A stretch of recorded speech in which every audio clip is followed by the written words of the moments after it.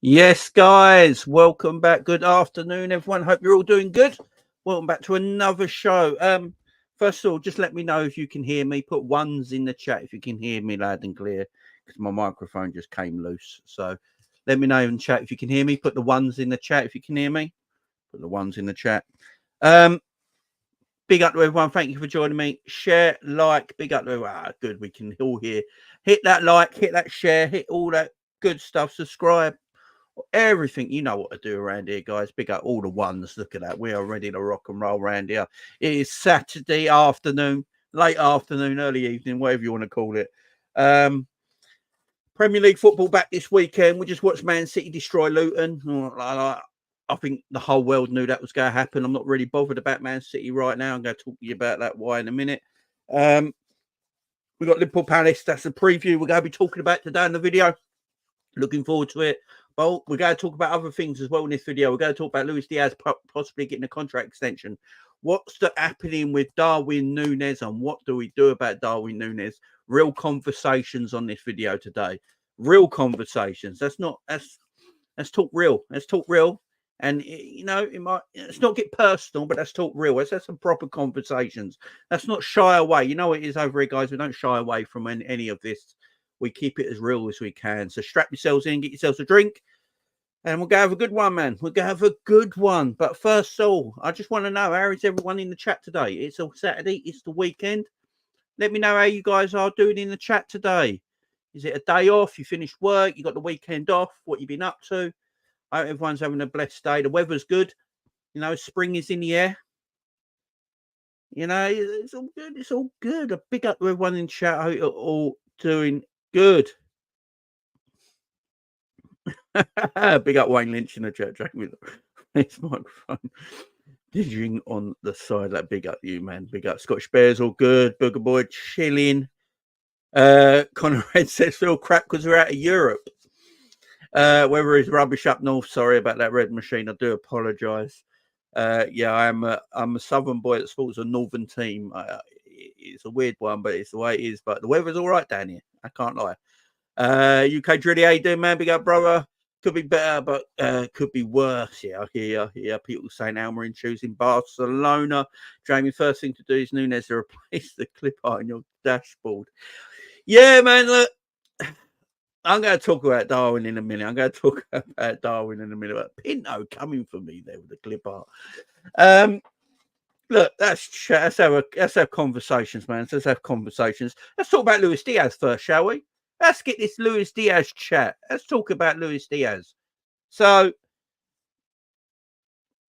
news coming out in the last 24 hours or so is that Luis Diaz might sign a brand new contract at Liverpool Football Club. Liverpool might be looking to offer him a brand new deal with the form that he's been in this season. Now, this comes from a reported journalist. Is it Pipey or whatever his poxy name is? Basically, the Colombian reporter that reported in the first place that Luis Diaz was going to Liverpool. And he has very, very strong connections to Luis Diaz. He gets everything pretty much correct according to this reporter. So I believe this is probably something that could happen. Luis Diaz contract extension. I don't think the club want to sell Luis Diaz. I think Luis Diaz they see as an important member of this football team right now, and they're willing to give him a new deal to keep him. It's an interesting one because, as everyone knows on the chat, I've not been the biggest Luis Diaz fan. Let's just put it that way. I've not really ever been the biggest Luis Diaz mark. You know, I don't sit there championing at the bit for Luis Diaz a lot, but I will give him his credit this season. He's done well this season. He's played really well, and at times he's been a bit unplayable at times on that pitch on the left-hand side, and he's doing well. There's still some times where I watch Luis Diaz thinking you can do better. You know, you could score more, you could assist more, you could create a little bit more. But his work rate this season has been phenomenal. I can't discard him with his work rate. Defensively, going forward, he's doing a good job on that left-hand side. And I can understand why they want to give him a new contract. But here's one I'm going to ask you guys in the chat right now. we're hearing obviously these links and talks about Luis Diaz signing a new contract, but would Liverpool really give Luis Diaz and Mo Salah, Virgil van Dijk, Trent Alexander-Arnold all new contracts at the same summer? Are Liverpool go and look at their forward line and go, right, we're going to give a new contract to Salah and Luis Diaz? Or does this show that maybe someone like a Mo Salah is leaving this football club? Because it's funny how there's been no reports about Mo Salah getting a brand new deal, but there's reports about Luis Diaz getting a brand new deal. It's an interesting one. It really is. Let me know in the chat what you feel. We're going to talk about it. Big up to everyone in the chat. Some questions in the chat. I see the red machines talking about formations and that there. What I've done, I've starred them, starred a lot of these chats, and then I'll get back to them chats when we go into the topics of match predictions and stuff like that, and I'll answer them in that part of the show. So I'm not ignoring all of your chats, guys. What I do, I star some of them, and and we'll talk about them at different parts of the show. So big up to all you guys. Appreciate you. I'd go for Isaac in the summer. Yeah. Danns Salah's replacement. Edwards already has Salah's bags packed. Do we think that's the case? Let me know in the chat right now. Who stays at Liverpool next season? Luis Diaz and Mo Salah? Let me know in the chat right now. Put a name in the chat, guys. Spam the chat with your name that you think will stay at Liverpool next season. Luis Diaz or Darwin or Mo Salah. But if you think both, put both in the chat or give me a name, Diaz or Salah, who stays at Liverpool Football Club next season. Be interesting to see what you guys are gauging off this as well. Diaz stays. Mo gone. Diaz stays. Hopefully not Nunez. Spotify is far better for Hungary. Oh, I'll look at that in a minute, Eric. Eric will star that, and I'll talk about it in a minute. Both will stay, says YouTube name. Big up to you. Diaz, neither, hopefully. Both sold. Diaz. Edwards cashing in. Both. Want both gone, says Really Scouser. Diaz stays, but they both could go. Brian says neither. Come on, you cherries. Both sold if I could, says Revenant. John, I love you, man. Both. Revenant looking to rebuild, man. For the Virus, I'd rather sell Gakpo and Darwin. And this is look. These are our other two forwards. So this is a great point by Sleepy Forest right here. Big up Sleepy Forest. Hope you're doing well, my friend. This is a good point. This is a point we've got to talk about, because you could argue that Luis Diaz and Mo Salah have probably been our two best forwards this season. You could make that argument completely. They're better footballers. For me, Mo Salah and Luis Diaz are better footballers and better players than Cody Gakpo and Darwin Nunez. So in a way, wouldn't you rather keep Luis Diaz and Darwin Nunez? Luis Diaz and Mo Salah. Wouldn't you rather keep Luis Diaz and Mo Salah and let the weaker players go in Gakpo and Darwin Nunez? Does Liverpool's team get better if they let Luis Diaz and Mo Salah go this summer but keep Gakpo and Darwin Nunez? Does our team get better, or does it go down a little bit? It's interesting. It really is. And it depends who we buy as well. Depends who we buy. Scott says Diaz stays, Nunez, Gakpo can go. Really ruin the and we really ruined the Amorim deal. Yeah. It's interesting. It's Amorim stuff right now. City scored 5. Be amazing. We have 5 shots on target tomorrow for current finishing. YouTube name says the new manager's style of play will dictate who's worth keeping. Great shout. We need a clinical finisher. That we do. Well, we've got a clinical finisher in the team. The problem with our clinical finisher, he can't stay fit. That's the problem with our clinical finisher. He literally can't stay fit. Now, if Jota could stay fit, here's one I put to you guys in the chat. Here's what I put to you guys in the chat as well.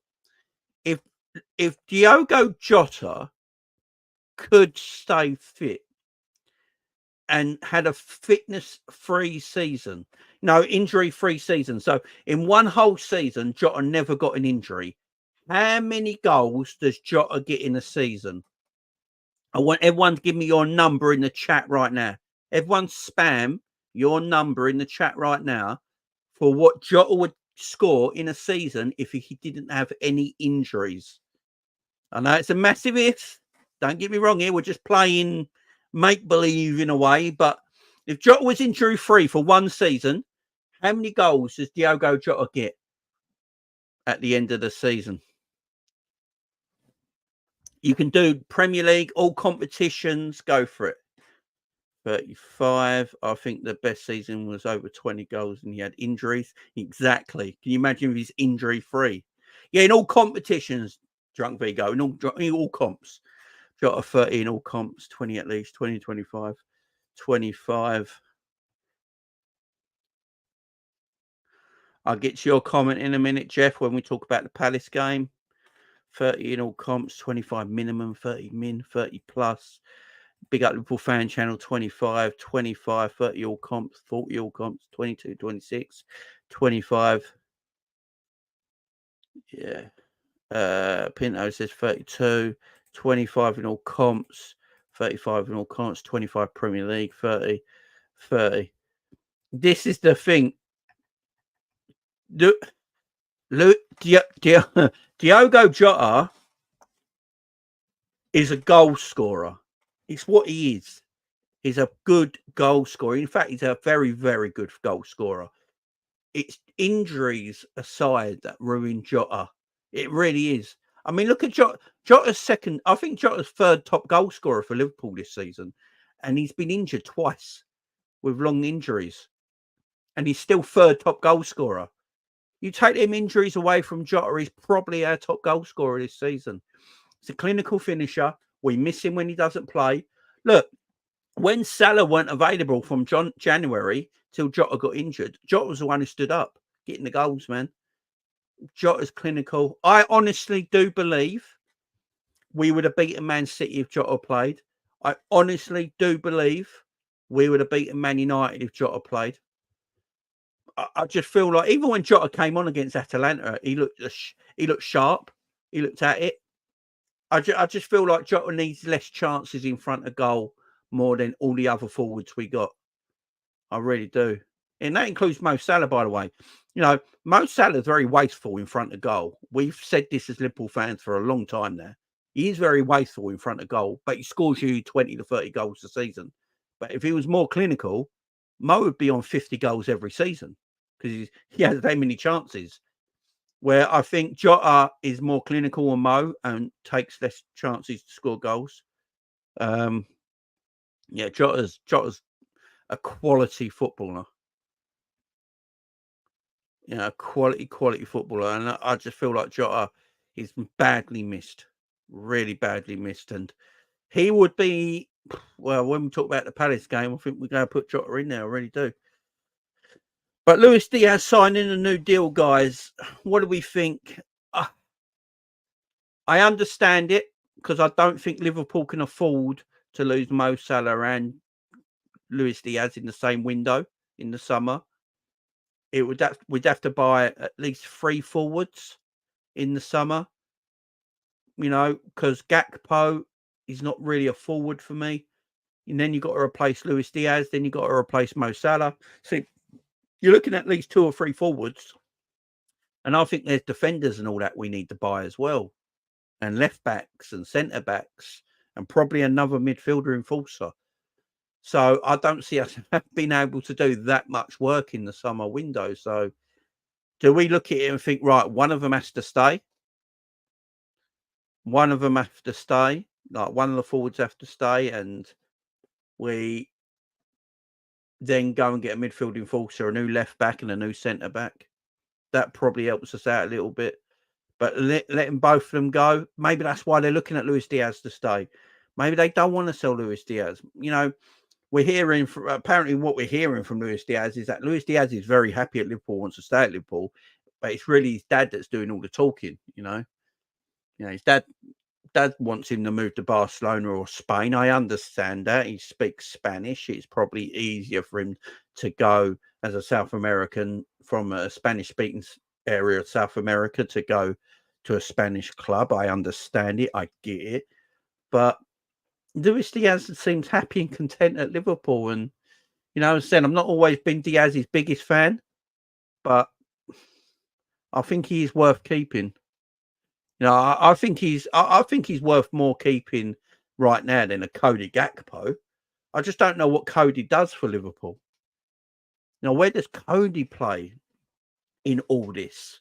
Because I thought he was all right against Atalanta on Thursday. I thought Cody Gakpo was one of our better players on Thursday against I mean, the rest of them were crap, so it weren't hard to be pretty decent. But he did always work in deep areas of the pitch. Now go and watch Cody play again on Thursday. He did always best stuff came in deeper positions on the pitch, in them deep central midfield areas. But he was meant to be playing left wing. You know, Cody Gakpo was meant to be playing left wing, but he picks the ball up in deep central areas, which tells me he ain't really a left winger. He's not naturally a gifted left winger, in my opinion. I know he played for PSV and things like that on the left wing. But if you watch his game naturally, Cody Gakpo likes to drop deep in central areas and pick up the ball. Even when you go back to his PSV days, he dropped back deep and picked up the ball in deep positions on the pitch. I just feel like with Cody, I just don't feel like he's a natural left winger, and I don't think he fits our team right now. I think he's a good player. I think he can score goals. He's got a natural finish on him at times. I like the way he gets the ball and drives the ball in midfield and takes players on. He's very hard to disrupt when he's at full go. I think there's a player in Cody Gakpo. I just don't know if he fits the right mould of the team right now, the system of the team, and that's why he's struggling a little bit. But I do like Cody Gakpo. I think there is a player there, if I'm completely truthful. But yeah, I'd probably keep Luis Diaz. It's an interesting one. We'll probably go hear more of this, you know, as the season goes on into the summer. I think we're going to hear a lot about the Luis Diaz stuff, but the Mo Salah stuff as well is like, what are the club going to do about Mo Salah? I'm not sure. I'm going to do probably a solo video on Mo Salah sometime next week, and we can have a proper discussion then, because yeah, I think it's going to be an interesting discussion when we talk about Mo Salah and what the fan base and everyone feels like we should do with him. So yeah, we'll leave the Mo Salah talk to another time, but I just wanted to get everyone's opinion and throw my opinion out there on the Luis Diaz situation. So big up to everyone in the house. Hope you're all doing well again and enjoying your Saturday afternoon. Thank you for being here. 100 people in the house. I appreciate it. It's a Saturday afternoon. I know everyone's busy on Saturdays and got other things going on. So I appreciate all you guys actually tuning into me right now. Yeah, thank you very much. I feel the love. I really do. While you're all here as well, guys, can I ask you a big favor and hit that like button? I would appreciate that. We've got 36 likes and 100 people in the house. That math is not mathing. So please, if you don't mind, going to hit that fun button underneath the video, try and get them likes closer to the amount of people that are watching right now, and I would be absolutely in your debt. Would appreciate that. Jayden Danns. Look, a lot of you guys are talking about Jayden Danns in the chat as well. I like Jayden Danns. I think he's a special talent. You know, I've watched him a few times now for the under 23s or whatever it's called, the youth team. Let's put it that way. He's got ability that makes him stand out from the rest. He's got courage. He's got a quick mind, quick thought, quick feet, and he knows how to hit the back of the net. He's got a finish on him that's natural. You can't teach it. So he's got that natural finish. No, I'm not going to, when I say this name, I'm not comparing Jayden Danns to this player. But if you look at Robbie Fowler, Robbie Fowler just had this natural finish. He was born with it. It was just something he could do. You couldn't teach it. And I think Jayden Danns has that. He has that ability to find the back of the net. You know, he's got a good finish on him. It's natural to him. I think Jayden Danns is someone. It's someone we need to keep an eye on. Not mathing. I'm stealing that. The math ain't mathing, goose up. That's it. The math ain't mathing. You know what I'm saying? Yeah. Jay, he's got something special about him. He's got a future at this club, in my opinion. I'd be interested to see what happens with Jayden Danns next season. I know a lot of people are saying get Jayden Danns in the team right now. I just don't know if Klopp's going to put Jayden Danns into the team when we got a Premier League to try and win. I just don't think he's going to. I think he'll still stick with Darwin. But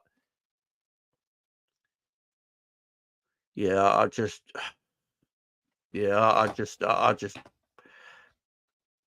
Jayden Danns is a special player.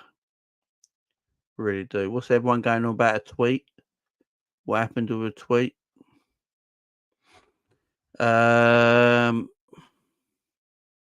Klopp hasn't the balls to play Danns. Make the maths work for Jamie and hit the likes, peeps. Yeah, exactly. The math ain't mathing. Let's hit them likes. What tweet? And is there a tweet? Oh, not going to end well after the club's tweet today. See Anthony going downhill. Oh, well, with the look, I'm not going to talk about the ticket stuff today. We'll leave that for another time and another video, guys. Yeah, I got you, Ant. It's a difficult situation.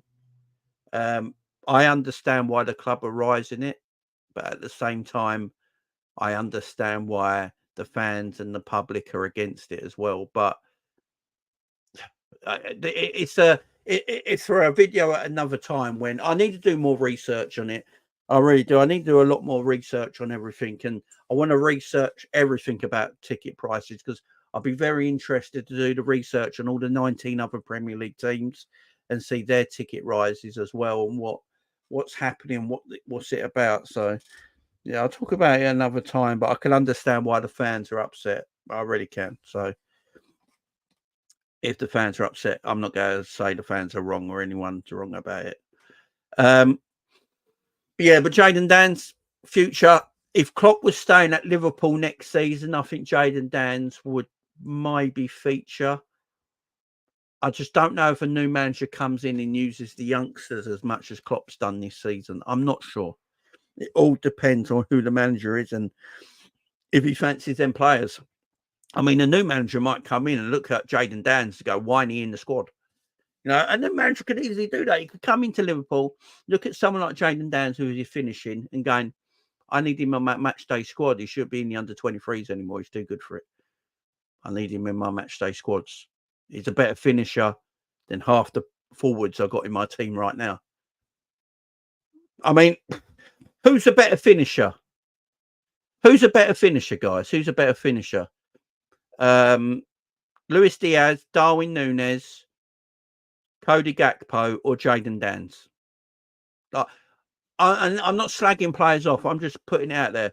Out of them four players, who's the better finisher? Jayden Danns, Luis Diaz, Cody Gakpo, or Darwin Nunez? Who's the best finisher? Copy said 2% rise, but Spurs and Arsenal are raising by 12%. Apparently so. Apparently so.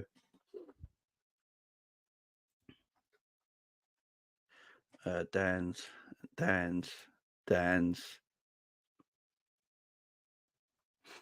Probably Danns. Yeah, he's natural. He's definitely not doing this. He's a natural at finishing. I will say he's a more natural finisher than Darwin Nunez. And again, this is not a take on Darwin Nunez. We're going to get to Darwin Nunez chat in a minute, but Danns is probably the more natural finisher. Yeah, Jota's more natural than all of them, Katie. That's why I didn't mention Jota in the thing. I left Jota out of it. I left Jota and Mo Salah out of it. I'd say Jota and Mo Salah are our best finishers at the club, yeah? So they're over there. And then over this side, we've got Danns, Darwin, Diaz, and Gakpo. So got Salah and Jota over there, and then the rest over here. Who's the best of the rest? Who's the best finisher of the rest of them? I've got to give credit to. I've got to give credit to Klopp, Pep Linders, Alex Interthorpe, all the people that are in charge at our football club right now, actually starting to bring the academy up and bring the academy through. So I think they deserve all a lot of credit. And the academy staff coaching these players and that, and Klopp giving them a chance as well. I've got to give the manager a lot of credit in this. Klopp's giving Danns his chance, Kumas his chance, Clark his chance, McConnell a chance. He brought Kelleher through from the youth academy and gave him his chance. And, so I've got to give Klopp a lot of credit for, giving these youth players chances to try and get into the first team squad. Because if you're a youth player, that's your goal. You want to play for the first team. And Klopp's gave a handful of people an opportunity. So I'll give him his credit there. Credit where credit's due, man. Big up Frankie in the chat. How you doing, Frank? How you doing, well, my man? Jayden Danns is absolutely brilliant, mate. Yeah, I like Jayden Danns. I think if he looks at a new manager comes in and looks at Jayden Danns and probably looks at him and think, wow, that's a tidy little player there. Yeah, he's one of the key part. That's one of the players from the academy I think we got to keep a very strong eye on next season.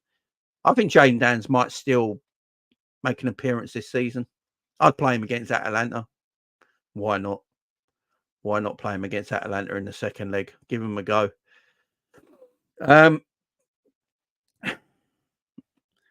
Right.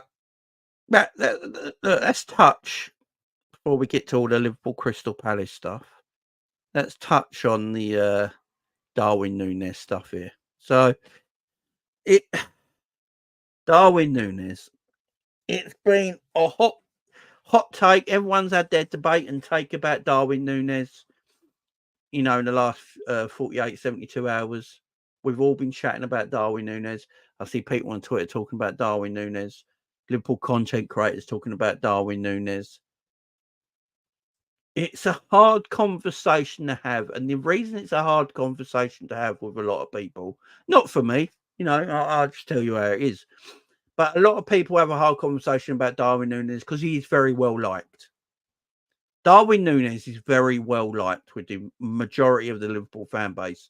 And because he's very well liked, he's got a lot of sympathy voters, I would say. I'd say Darwin has a lot of sympathy voters, a lot of sympathy fans out there that because of his likability and his work ethic, I've always said I won't knock Darwin for that. Darwin's work ethic, he puts the shift in. I'll give Darwin credit for that. He constantly runs in behind. I'll give him credit for that. He never goes hiding. I give him credit for that. These things, there's things to Darwin's game, and as I will always say, I'll give credit for. I've seen many players that are better than Darwin Nunez hide in matches. Darwin doesn't hide. He constantly runs in behind. He stretches the opposition. He tries to take fullbacks on. He tries to take centre backs on. He's always a threat. This is one thing we can admit about Darwin Nunez. He is a threat. There's no doubt about that. But, and this is where I will talk about Darwin now. He is a threat, but his conversion rate isn't good enough. He's not an elite finisher, and he never will be an elite finisher, in my opinion. What is he, 24, going on 25? I just don't think he's ever going to be an elite finisher. Never. He's offside quite a lot as well, which is so annoying. We can actually have... There's been parts in our season this year where we play some nice football. We get the ball out to Darwin and he's offside. And it's just like, for fuck's sake. It's just like, it's annoying. Now, obviously, Darwin fans, and I get there's a lot of them, and I am a Darwin fan. I'm not slagging Darwin off here. I'm talking about Darwin critically. We're critiquing Darwin Nunez. The whole point, I'm not slagging Darwin off as a man. I'm not slagging Darwin off as a player. You're allowed to critique Darwin Nunez. I don't know what it is with the Liverpool fan base, but when we critique footballers in our team, everyone goes off their nut. You can't say this about him. You can't say that about him, but he's done this, but he's done that. And that's all cool. I love it. That's fine. But that's debate it and criticise. You're allowed to criticise. You're allowed to critique footballers. As long as it don't go personal or you haven't got an agenda and you can critique a player properly, there's nothing wrong with it. There's zero wrong with critiquing a footballer. Nothing wrong with it. As long as you keep it from being personal and attacking a player and just critiquing for a footballer and what you're seeing on the pitch, there's nothing wrong with it, in my opinion. Big up G in the house. Hope you're doing well, man. Hope you're doing good, my friend. Hope you're doing good. And as I say, exactly, and that this is the problem. I've criticised players before, and then people come at me and call me toxic and negative and things like that. And you sit there and go, why? Because we're criticising a footballer, we're critiquing him where he can be better and stuff like that. It's like you've got to be constantly positive. You've got to be constantly positive about certain players, like they do no wrong. Darwin, this is what I say about Darwin. Darwin is not 20 years old. Darwin's not 19 years of age. He's not this youngster just coming through anymore. What is he, 24, going on 25? You know, almost 25 years of age, right? He's a proper man now. He's a man. He's a footballer. We're allowed to critique. Yes, he's got goals. Yes, he's got goals this season. He's got 18 goals in all competitions this season. He's got like 11 or 12 assists in all competitions this season. And that's fine. That is well and good and fine. And that's a great return. Yeah, very good. No, it's not a great return. It's a good return. Okay? It's a good return. But he's not an elite finisher when it matters. That game against Atalanta on Thursday, if Darwin actually puts that chance away like he should do, that game is a completely different match. Liverpool go 1-0 up at home against Atalanta in Europe. That game is a totally different game. Atalanta open up more, and Liverpool probably get more chances to score even easier goals. It's a completely different game. Them finishes are starting to get irritating. What's wrong with saying that? It's irritating the lack of composure he has in front of goal. He'll still score goals. Against Crystal Palace, he might get a hat-trick. And I'll be like, great. And then you go get Nunez fans who go, oh, see, look, you got a hat-trick again. What is the one saying now? And we'll say, that's great. Well done. Fantastic. We've never said he won't score goals. What we're saying is he's not a clinical finisher when it matters. Look at Alexander-Arnold today. Look at Alexander-Arnold. Look at his season. Isak can go through a game hardly touching a ball, but he can get 2 goals. You know, Isak can go through a game with hardly touching the ball or being involved in the game, and he'll get 2 goals. Why? Because he's more of a clinical finisher. You know, he's a clinical finisher, and as a clinical finisher, what do Liverpool want? Right, I'll ask everyone in chat. There's 111 people in the chat right now. 111 people in the chat. Let me ask you guys in the chat right now. Would you rather a player like Darwin Nunez is all action, chaotic, quick, athletic, runs for days, runs after every dead ball and will score goals? Or would you rather a player like an Isak or a Haaland that don't get involved in the game as much, but can score 2 goals every game? What would you rather? Would you rather someone like Darwin or someone more clinical? Just put it in the chat. Just put Darwin or clinical in the chat. Just put that in the chat, guys. Darwin or clinical. They're your two options. They're your 2 options. Darwin or clinical. Yeah, it's just, Isaac is what Gakpo should be. I don't even think Gakpo's a forward, man.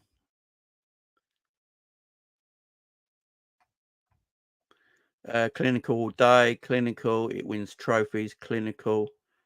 Yeah, clinical. The problem is I really like Darwin. I think he's such a high potential. However, his misses could cost us a league. I agree with you, Lilia, is it? I'm sorry, I'm terrible with names. I do apologise. Sorry about that. If I cocked your name up, I do apologise. I'm very sorry. But you're correct. Big up to the comment. I think it's your first comment on the channel as well. Much love. Thank you. Yeah, and that's a good comment. There's nothing wrong with that comment. I like Darwin. I like the way Darwin runs in behind. I like the chance creation that Darwin's got. He's actually got quite a good pass in the final third, and he gets goals. Right, so I like Darwin. The argument here, like you're saying there as well, his misses. He's not elite finisher when it matters, and that's all we're saying, guys. No one here is really slagging Darwin off. He's a decent footballer, but he's not clinical. And there's nothing wrong with people saying it either. I agree with this as well. You can have Darwin if there's clinical play with him. Exactly. If we had Alexander-Isak up top, Mo Salah on the right, and Diaz and Darwin Nunez are playing left wing in a 4-3-3, happy days. I'd be perfectly happy with that because Darwin will still get goals, but he's not the man you're looking to get all the goals in our season.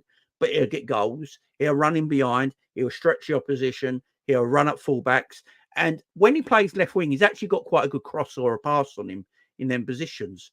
So from there, we'd be probably all right. And then you're looking to Isak and Mo Salah pretty much to get all your goals, right? So we ain't depending on him. But right now, we play Darwin Nunez as our main striker. He has number 9 on the back of his shirt, guys. We play him as our main striker. And his job is to score these goals in clinical chances. He has to take more clinical chances. So, yeah, We got G. Yeah, big up G. I'm with you, man. He's out every day. I'll get him, man.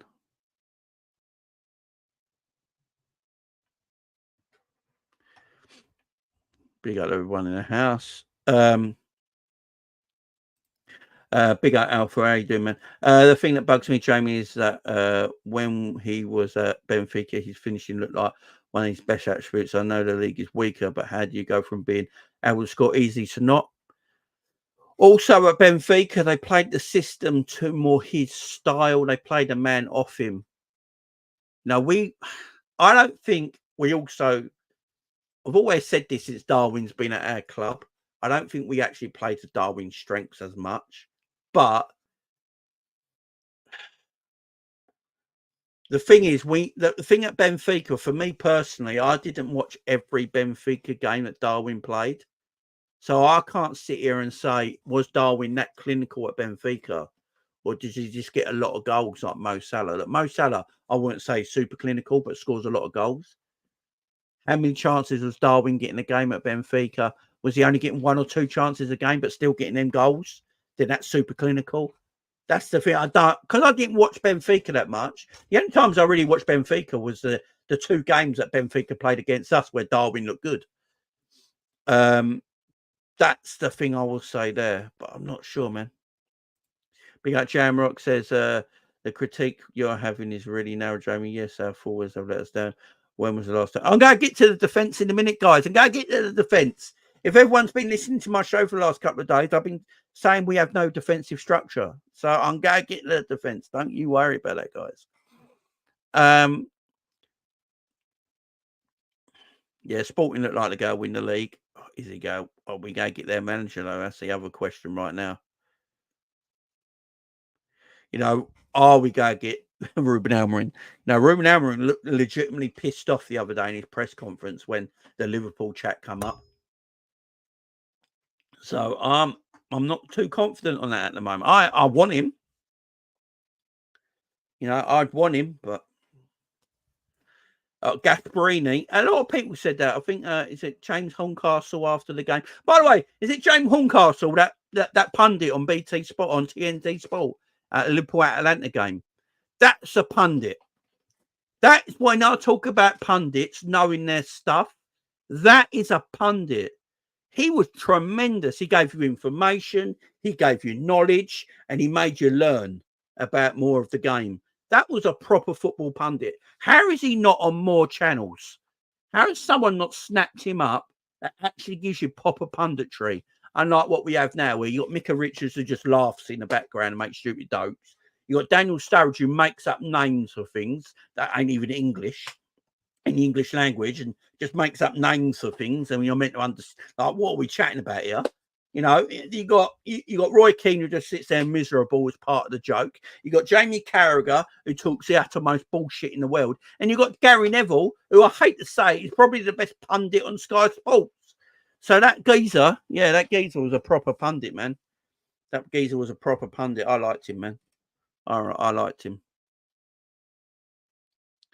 Dunk from Cop Talk. Big up Dunk and Oldham as well. I love Dunk. Big up Dunk. Big up Cop Talk. Go and subscribe to Cop Talk. Go and chat. Say Dunk. Next time Dunk's live on Cop Talk, please go. Someone, a mod, please put Cop Talk's link in the chat right now so people can go subscribe to Dunk over there. He's been in the game forever. The founding father.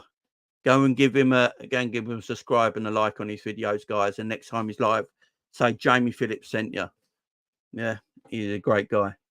I think Liverpool told his agent to put out the press conference because of the Portuguese journalist spreading the news and talks about the club. Yeah, it's good chat. Good chat. Probably could be. Probably could be.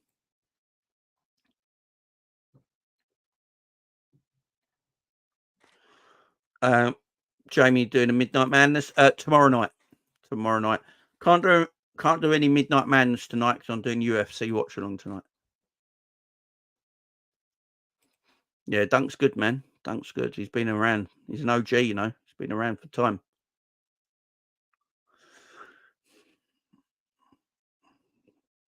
There you go. Go and check him out. He's a great guy. He's been around for time, man. Right. Let's talk about another aspect of our team right now, and that's the defensive side of our team. Now, I've been banging on about this for a long time now, and Pete always told me I was wrong or anything like that, but the defensive structure of our side is non-existent. It's non-existent. And what do we blame it on there? Is it the players? Is it the tactics? Is it the system we play under? And for me, it has to be the system a little bit defensively, because attacking, we're always going to score lots of goals, Liverpool. You know, we're the top goal scorer. We're the top goal scorers in Europe. And the reason is because we're so attack-minded. Our first focus is attack, attack, attack. Even the defence, the fullbacks, the goalkeeper, their first thought is attack, right? So we're always going to make chances and score goals. That's what Liverpool under Jurgen Klopp do. They make chances a lot. They score goals a lot, apart from recently. And Liverpool always go to score goals. So Liverpool are exciting to watch because they take so much risk into scoring goals and winning football matches that defensively they let chances in as well. So from a forward point of view, Liverpool always go to score goals. From a defensive point of view, I look at it. Our fullbacks are too attack-minded at times, and they're too far up the field. When you got your fullbacks so attack-minded, right, and you're leaving so many gaps in between, and you're asking the two centre-backs to mop everything up, Virgil Canate or Virgil and Kwanzaa or Virgil and Matip or Virgil Gomez, whoever it is, you're asking them to do so much work. You look at our defensive midfielder, whoever is our defensive midfielder has a hard time. I don't care who you go and buy as a DM for Liverpool. They will have an extremely difficult time. Rodri, who's the best DM in world football, would be absolutely shattered by March or April being a DM for Liverpool. Just for the work you have to do, because the way we defend. We play one-on-one defending at the back. You know, it's just The way we defend is the space we leave in behind is absolutely mad. It really is. What we leave in behind is absolutely mad. And look, how many games have we watched this season? Look, Liverpool are doing well this season. We're on 71 points, yeah? We beat Palace tomorrow. We're top of the league on 74 points. Fantastic. Can't argue it, right? But how many chances do we give the opposition every game?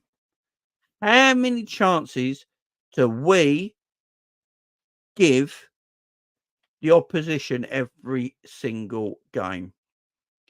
And how easy is it for the opposition to break Liverpool apart?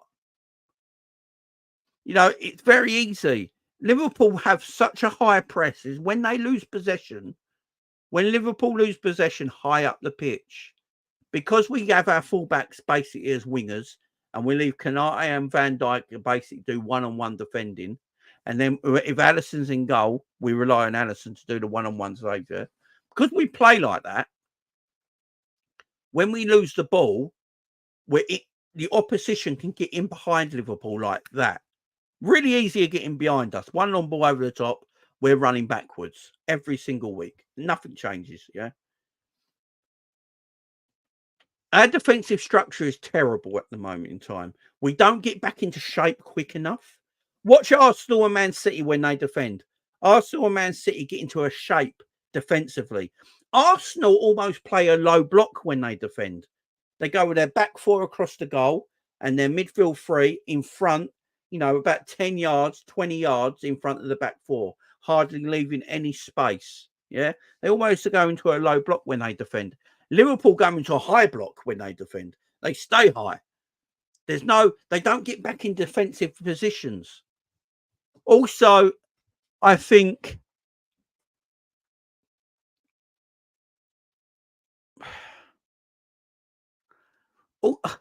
and like Man City this season as well. Look, Man City's defending this season is a bit like Liverpool's. I think Liverpool have actually conceded less than Man City.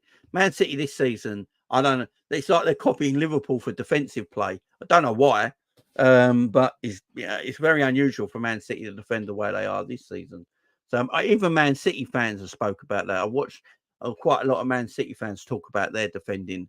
They haven't got a lot of defensive shape this season, a bit like Liverpool. I don't know what it is. Maybe they just fancy doing it that way. But for Liverpool, I just wish we had a little bit more defensive shape. Does anyone think in the chat we can win a game comfortably 1-0? Anyone in the chat right now, yes or no? Do you feel like we can win a game comfortably 1-0? Like a comfortable 1-0 victory? No issues. Does anyone in the chat think we can win a game comfortably 1 or 2-0? No chance. No. Crazy talk. No way. So can we win a game comfortably 2-0? Can we win a game comfortably 2-0? No pressure. The opposition barely have any shots. We dominate the possession 60, 70%. We have multiple opportunities, but we only score 2 goals. But the opposition have got no chance getting in behind us. It's a comfortable 2-0 victory. No.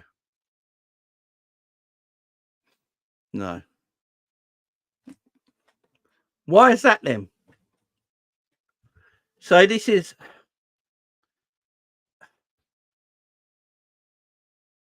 it's our style in which we play. It's high risk, high reward. We put everything into our attacking game and pressing high up the pitch. And look, when it works, I've said it many times, when it works, it is fantastic, right? When it works, it is fantastic. But I don't know if these players can play that way anymore. Because if you go back to when we won the Champions League and Premier League, guys, them 2 seasons, 18, 19, 19, 20, go back to them 2 seasons, them 2 years, Liverpool defensively were very good. Defensively, Liverpool were very, very good in them years because we kept the ball better higher up the pitch, because we squeezed the opposition higher up the pitch. And because you squeeze the opposition higher up the pitch, they can't get in behind you, Pauls. And you keep the ball better and higher into the pitch, which means you're getting more chances to score goals, yeah? and less chances of the opposition to score. But we can't play like that anymore. You know, the reason we can't play like that anymore because our forwards don't defend from the front. You know, Darwin don't defend from the front. Salah don't defend from the front anymore. You know, we can't defend from the front like we used to. Bobby Firmino was the best at pressing. There weren't a better player in our squad at pressing high up the pitch than Bobby Firmino. And then Bobby was excellent at keeping hold of the ball and orchestrating everything at the top end. We haven't got anyone like him anymore. Sadio Mane was like the best defensive player as a left winger anywhere in the country. He could defend and get forward and do amazing goals and assists at the same time. Tremendous at it. Mo, back in the day, when he had the legs and was a little bit younger, could defend and could attack and was tremendous at it. So the front three, it was very hard for fullbacks and all that to get past them because they defended so well from the front. Henderson used to defend beautifully. Gini Wijnaldum used to defend beautifully, and Fabinho used to defend beautifully. So that team was better defensively than the team we got now, because the team we got now, in my opinion, can do the attacking part of the press really well. They'll always attack the press for the attacking side of it, and winning the ball back quickly and trying to make goals will always work for Liverpool. The defensive part of it is where we have issues. And that's why people get in behind us so much. Yeah, that's why people get in front of us so much. And that's, you know, what is it? 1 clean sheet in 19 games now or something mad like that. Also, what it shows is that we miss Alisson Becker. We had a lot of clean sheets when Alisson Becker plays. Do you know why we have a lot of clean sheets when Alisson Becker plays? Because he's the greatest goalkeeper on planet Earth. That's the reason. He's the best goalkeeper on planet Earth. And it just shows how much we actually miss Alisson Becker when he don't play. I think Kelleher's done very well coming in and playing these games. But he's not Alisson Becker. And when Alisson Becker don't play, I actually think we can win a game 1-0 or 2-0 if we got Alisson Becker in goal. You know, we miss them players, but look, we can still go and score this. We can still go and win this Premier League because we got players at the other end of the pitch that can outscore the opposition. That can definitely outscore. We've done it all season. We've outscored the opposition pretty much all season. You know, we go a goal behind, 2 goals behind, and somehow, some way, we come back to win games of football. So we can outscore the opposition. That's been proven. But eventually, it does catch you up. It does catch you up, and you're going to have that game where you can't outscore the opposition.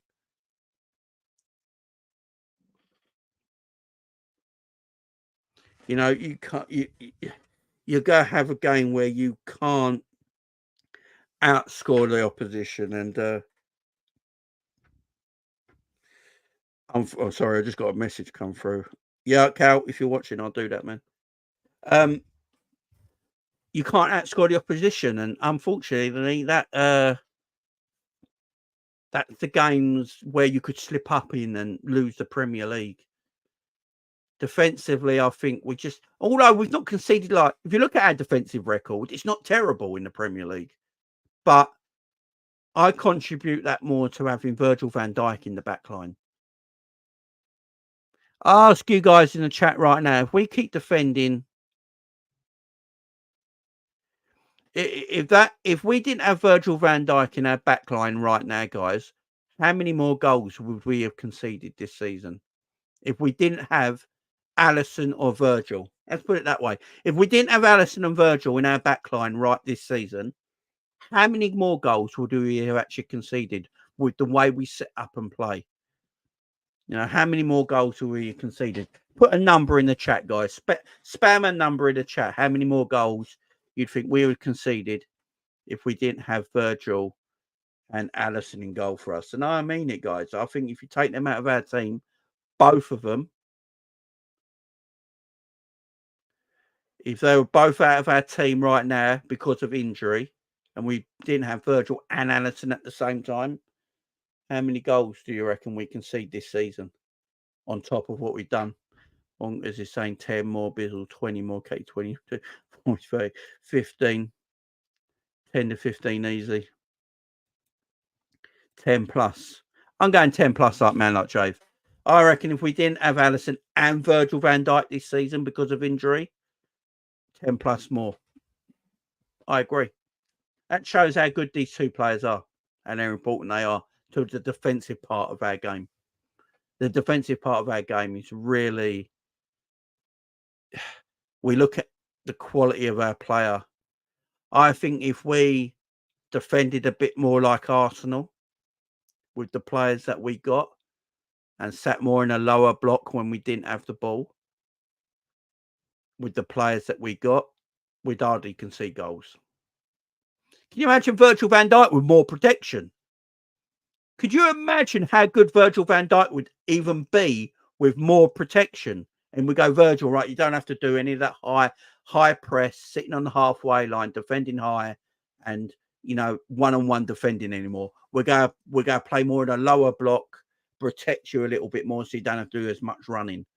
Virgil's never conceding a goal. Do you know what I mean?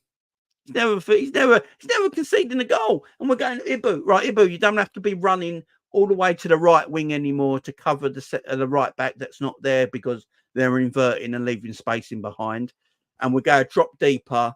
The right back's going to be alongside you and the midfielder going to drop a little bit deeper and we're going to leave less space in behind. Ibu will never get injured. You know, that's why in the summer, I think it's very important for Liverpool to go out and get an industrious, aggressive defensive midfielder to play alongside Endo. You know, I wouldn't get rid of him. I love Wataru Endo. I really do. And I think he's actually done a better job than anyone could have imagined. But he needs help. You know, him and McAllister need help in that area. And you get a more industrious, aggressive DM. You can play Endo and McAllister together. And you'll concede less goals. You just will. You can't. We can't expect Endo to cover the whole of the defensive side of the midfield when we play this high up. It killed Fabinho. Guys, Fabinho's legs died because of this system. But at the same time, we won every trophy imaginable. So it's so hard to go and say, like, Klopp got it wrong and things like that, because we did win trophies and Premier Leagues and stuff like that. So, yeah, it's difficult, man. It's difficult to have them conversations, but yeah, we need to sort our defensive area of our pitch out, in my opinion. Right, let's go to the Palace game. Let's talk about the Palace game, guys. So, guys, don't forget, please hit that like button. I would appreciate it. Subscribe as well. If you're new around here, share the video out to your friends on social media. We're only on 68 likes, guys. Can we please try and get to 100 likes? We've got 100 people here. I know it's a Saturday, and it is what it is, but please hit that like button. I'd really appreciate it. It does help the channel out if you could. Thank you very much. Also, guys, tonight, don't forget, at midnight, we are going to be on the Sanderson show doing the UFC watch along. So if you like your UFC or your combat sports, make sure you join us tonight at midnight on the Sanderson show. It's going to be great. Good laugh. We're going to be we'll probably be live for almost 7 hours. So yeah, it's going to be a long one tonight. We need your guys' help as well, but because yeah, it's going to be it's going to be an absolute mad one. So please make sure you are live with us tonight at midnight. You will be redirected to that later as well. But let's talk about let's talk about this game we got coming up now. Very important game coming up for us against Crystal Palace. We have just seen, you know, Man City win. And the thing with Man City winning, it's all good for Man City. But if Liverpool keep winning their games, it don't really matter if Man City win every game. If Liverpool win every game, it doesn't really matter what Man City do because we're above them on points. So that shouldn't be any pressure. Liverpool got to go and do their job against this Crystal Palace team and just getting the job done. It's a 2 p.m. kickoff on a Sunday. I expect Liverpool to get the job done. I really do. So let's talk about it, guys. Let's do the team here. Big up Tamatonga, yeah, man. Big up Tamatonga. Right. Let's pick the team. Obviously, we'd be playing 4-3-3. Why would we play any other formation? Defensively, what am I doing? Right, let's start. Let's start with the front three.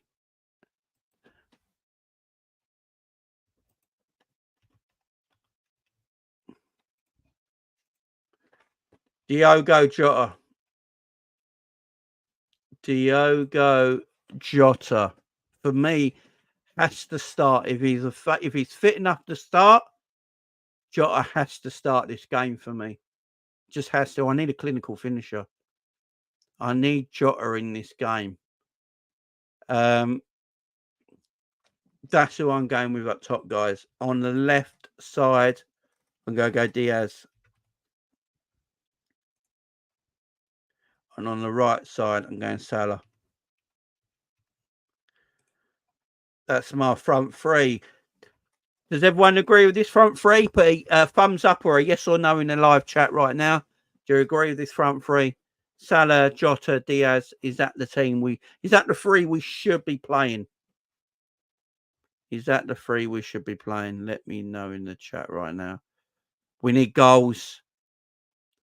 I need a finisher. Vic disagrees. Vic, who are you going with, man? Put your front three in the chat for me, Vic. Put your front three in the... If Jota ain't available to go, I'm putting Cody Gakpo there instead. There you go, I said it. I don't know anymore.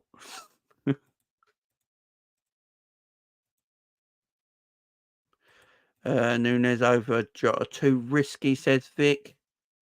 If Jota's available to play and he's ready to start, I would start him. If he's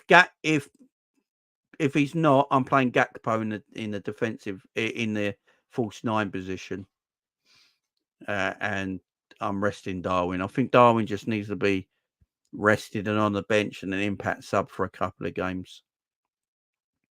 That's just me. Bournemouth up 2-1. Big up Bournemouth. They play Man United right now. Ain't Bournemouth playing Man United? Bournemouth beating United 2-1. I thought United were back because they drew against us and beat us in the FA Cup. So I thought United were back. Bournemouth have got a clinical striker up front. See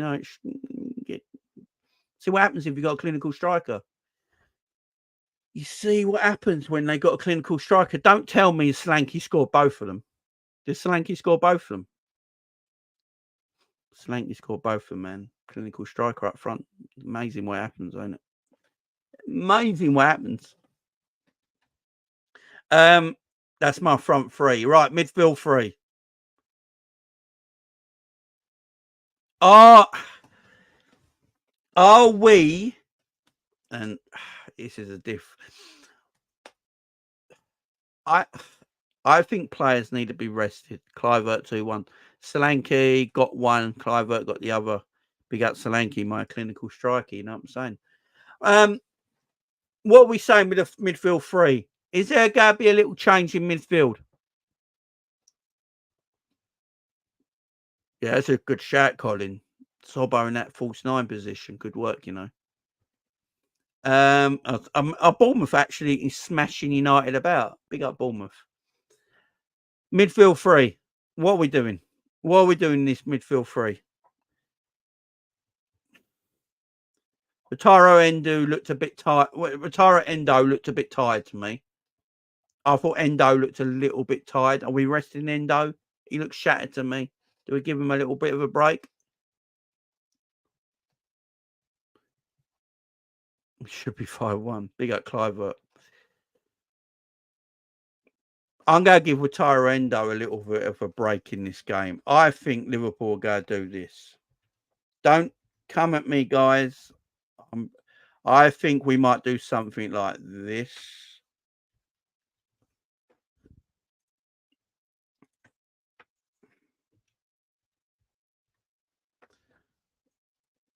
I think that might be in the midfield three against Crystal Palace. I think Wataru Endo might be rested for this game. I think he might be rested for this game. Szoboszlai didn't start on Thursday. I think Curtis Jones needs to start, in my opinion, on that outside of the pitch. Yeah, I think Wataru Endo might be. He looks shattered, man. We're asking a 31-year-old DM to do all the defensive work in our midfield. He looks absolutely dead on his feet.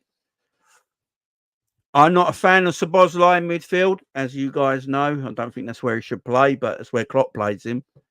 So I think that's where I think that might be the midfield three. That might be the midfield three. I wouldn't be shocked if you saw Gravenberch though. That wouldn't shock me either. Wouldn't shock me if you saw Gravenberch. I'm with you on the Szoboszlai stuff, guys. Trust me, I'm with you. But Klopp loves him. Klopp plays him. So I feel like Szoboszlai, McAllister and Curtis Jones might be the midfield three. Then I'm putting Robbo in. Verge. Canate. And then I am putting Connor Bradley back into this team. And obviously Kelleher in goal. That's my 11, guys. That's my 11. I'm going to say something right now. I'm absolutely sick and tired of Joe Gomez right now. Shooting in every single game. It's driving me mad. It's driving me absolutely insane. I am sick of Joe Gomez as well, inverting from a left-back position. I'm done with this inverting nonsense. I can't do this inverted stuff anymore. Stop it.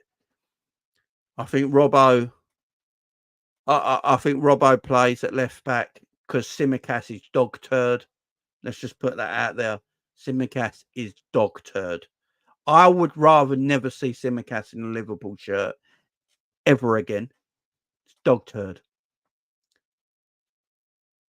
So, yeah, I'm going Robbo at left back. I'm sick of the Joe Gomez inverting stuff. I'm sick of him having 20-yard shots 4 or 5 times a game. It's not his fault. I want Joe Gomez to just be a defender. I don't want him to invert. I want Gomez to be a defender. Joe Gomez has played DM twice this season, guys. That don't get spoke about enough. He won't put Trent in midfield, but he has started Gomez twice this season as a defensive midfielder. Why? He's not a midfielder. He can't invert.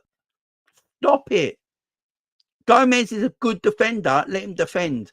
But because he won't, and he has to do this inverting shit, so I'm putting Robbo and Bradley as my fullbacks in this game. You know, I'm going to put them in my... I think Connor Bradley, I don't understand why he didn't play on Thursday. I don't get why Connor Bradley didn't play. Then he puts Trent on the bench. And then we hear from Klopp after game saying Trent had no chance of playing. So why is he on the bench? Why is Trent on the bench if he had no chance of coming on and playing? Why is Trent on the bench? Makes no sense to me. But, yeah, Connor Bradley starting right back. If Trent, yeah, he's brain dead, Andre. To be fair, Gomez is brain dead with his shot. I agree. I'm with you on that one. But as a defender, just let him defend. Do you know what I mean? I don't want Joe Gomez in our attack. Just let him defend. Don't let him be a DM. Don't let him be an inverting left back. Let him just be a defender. It's his job. Why are we asking players to do a job that isn't their job? That's like being a postman and going, right, tomorrow you're a milkman. Yeah? It's like asking your postman to be a milkman tomorrow. Why can't you do both jobs? Why can't you be a postman and a milkman? Yeah, why can't you? Why can't you do both things? They both involve walking. So why can't you be a milkman and a postman, right? Why? because it's not his job. Let Gomez be a defender. Stop with this midfielder bollocks. Stop with all this shit. Let him be a defender. Sick of it. Drive me mad. Robbo and Bradley as my fullbacks because they're fullbacks. They're massive. Milk don't fit through the letterbox. This is the thing, though. It's crazy, isn't it? Having fullbacks in fullback positions. Could you imagine? We've got a left back in Robbo. Why not playing left back? We got a right back in Connor Bradley. Why not playing right back? I know it sounds mad, guys, putting players in their positions, but I would like to see it. I would like to see players play in their positions at times. So Robbo as a right back and Bradley as a left back. That'd be. Can we please do that?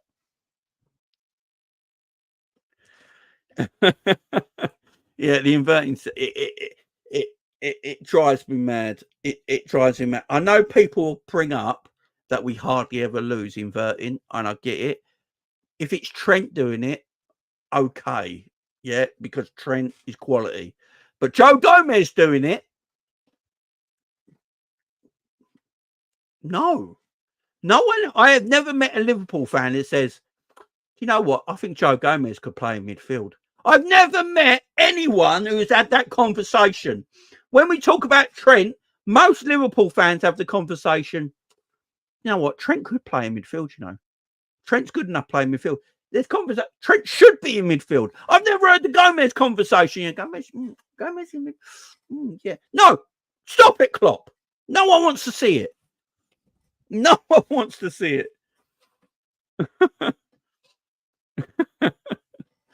Milman are more reliable.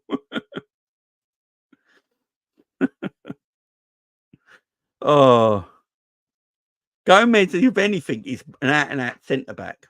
How about we play Gomez as a centre-back? If Klopp actually doesn't, if Klopp is thinking that Gomez isn't a centre-back anymore, then sell him. Here's one for you. Stop trying to make him something he's not. Yes, he's been good at left back, and I'm not going to disagree with you, right? If anyone comes out with it, he's been good at left back because he's a defender. But at the heart of it, Joe Gomez is a centre back, and if Klopp thinks it's too risky playing Gomez at centre back now, because he never plays centre back anymore, Kwanzaa plays centre back ahead of Joe Gomez. I'm telling you right now, Klopp would rather play Gerald Kwanzaa at centre back than Joe Gomez. So if that's the case, let Joe Gomez leave. Simple as that. Simple as that. But that's my team, guys, because I just feel like Wataru Endo needs a bit of rest. Otherwise, Wataru Endo, for me, plays in this game. Szoboszlai comes out and Jones and McAllister are the 8th. That'd be if Endo's not playing, if Endo's playing. I've got a sneaky suspicion that Gravenberch might get a game. I don't know why. Yeah, I'm all right with that. I am all right with Joe Gomez being a versatile defender in the fullbacks and centre-back positions, as long as he stays in them positions. Like I just said, I'm all right if Joe Gomez wants to play left-back or right-back in a few games, as long as he stays as a left-back or right-back. What I don't want him to do is inverting into midfield.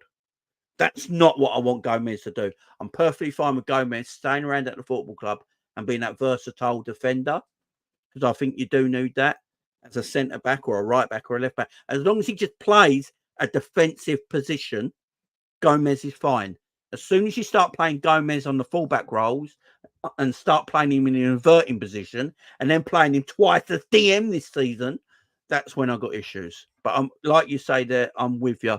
As a versatile defender, I'm fine with it. I just don't want to see him inverting. I just don't want to see him. I don't want to see Gomez inverting. I really don't. If he's going to play left back for a couple of games, fine. Make sure he's a defensive left back. If he's going to play right back for a couple of games, good. Defensive right back. I don't want him seeing coming into midfield and starting trying knocking the ball back in midfield and taking shots from 20 yards out in the middle of the goal. I just don't want to see it no more. It just does my head in. It'll be peak. It will be, man. It will be. Yeah, Gomez is the new Milner. You're bang on there, actually. You're bang on. But yeah, that'd be my 11, guys. If that's the 11 that plays Crystal Palace at home tomorrow at 2 o'clock, get your score predictions in now, guys. Get your score predictions in now. Yeah, I'm big up Soul Boy. I'm with you, man. Gomez offers nothing going forward and stop screaming shoot. I'm with you. Perfectly with you, man. He should just defend because he's a defender.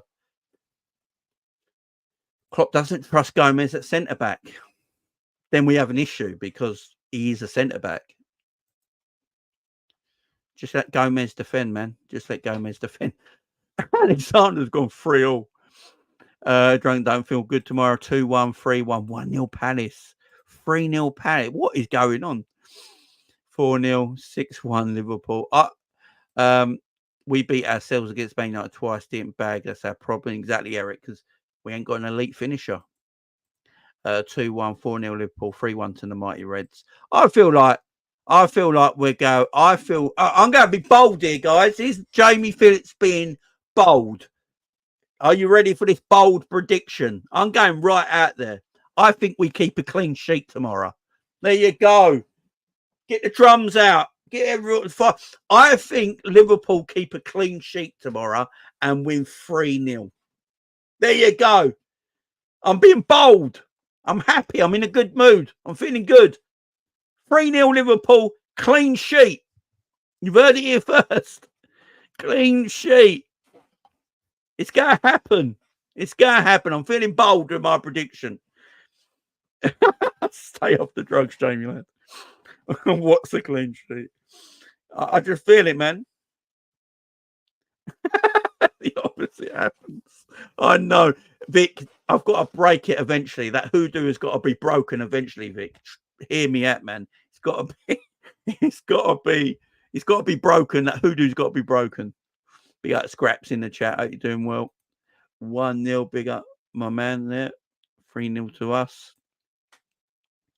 Yeah, I'm just, yeah. Yeah.